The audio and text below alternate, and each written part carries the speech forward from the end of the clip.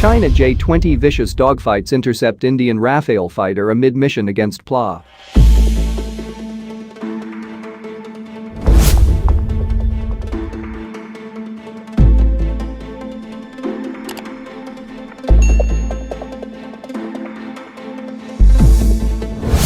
Chinese and Indian fighters are engaging in vicious dogfights. Not in the air, but over the airwaves, where both nations are claiming that their newest jets are superior to those of their rival. Last week, former Indian Air Force Chief B.S. Dhanoa claimed that China's new J-20 stealth fighter doesn't come close to India's new French-made Rafale fighters. Dhanoa boasted the Rafale's top-of-the-line electronic warfare suite, Meteor beyond visual range air-to-air missile and Scalp air-to-ground weapon, with its terrain-following capability, outguns any threat that the Chinese Air Force produces, according to the Hindustan Times. It's China's surface-to-air missiles, not its jet fighters, that are the biggest threat, Dhanoa said.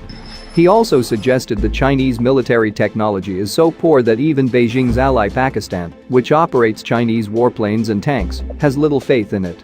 Dhanoa claimed that during air clashes with India in 2019, the Pakistani Air Force relied on American-made F-16s and French-made Mirages, while its JF-17 fighters, a joint China-Pakistan design, only played a minor role. Why does Pakistan use Swedish early air warning platforms up north near the disputed border with India and keep its Chinese AWACS in the south? Why is Pakistan mounting a European radar and Turkish targeting pod on the Chinese JF-17? The answer is quite evident.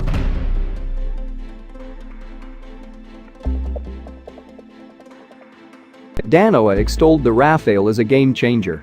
India has deployed the first 5 Rafales, which arrived last week, to the Ladakh area of the Himalayas, where China and India fought border clashes in June. India is slated to receive 36 Rafales, which are flown by the French Air Force and Navy, as well as Egypt and Qatar. Considering how much prestige China has invested in its newest high-tech jets and warships, there was no chance that Beijing was going to let those jibes pass without a response. Chinese experts said that the Rafale is only a third-plus generation fighter jet and does not stand much of a chance against a stealth fourth-generation one like the J-20, replied China's state-owned Global Times. Chinese military experts claim the Rafale is only marginally better than India's existing Russian-designed Su-30 Mki fighters. In some combat performance areas, the Rafale is superior to the Su-30 Mki fighter jets, which are in service in the Indian Air Force in large batches, but it is only about 1/4 of a generation more advanced and does not yield a significant qualitative change, Global Times said.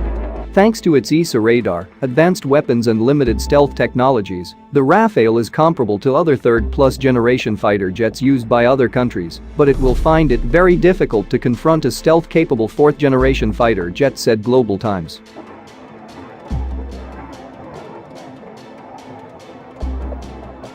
Actually, the 10-ton Rafale is generally considered a 4.5 generation fighter, with some moderate stealth capability to avoid radar and infrared detection, though less than 5th-generation aircraft like the US F-35. On the other hand, it is far more maneuverable in a close-range dogfight than an F-35.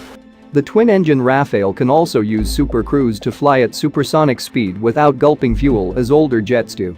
Against Chinese fighters, the Rafale's most deadly weapon is the Meteor, a ramjet-powered, radar-guided, beyond visual range (BVR) air-to-air missile with an estimated range of more than 50 miles.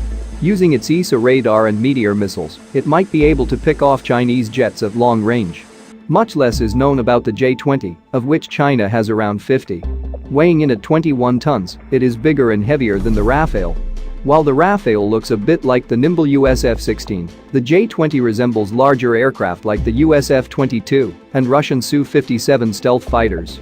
There has been some debate in Western circles as to whether the J-20 is a heavy interceptor designed to engage targets at long range or whether it's also a capable dogfighter.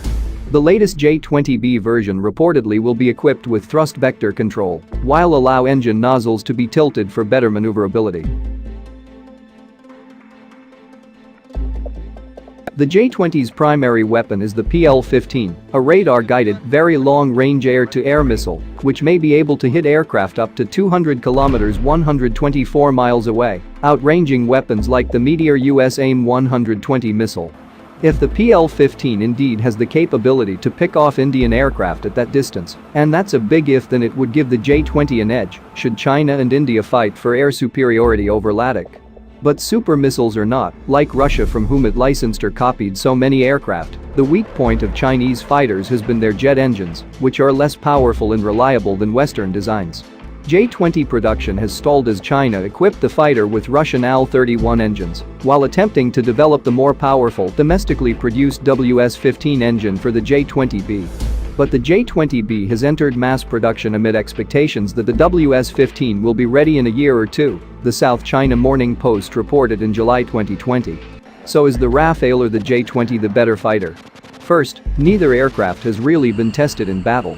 The J-20 has yet to see action, so its capabilities such as whether it's really stealthy enough to avoid radar detection remains to be seen. The Rafale has seen some combat, but only bombing poorly defended targets in Afghanistan, Libya, Iraq and Syria. Neither plane has been pitted against opponents with advanced fighters and anti-aircraft missiles, so their strengths and weaknesses have yet to be revealed.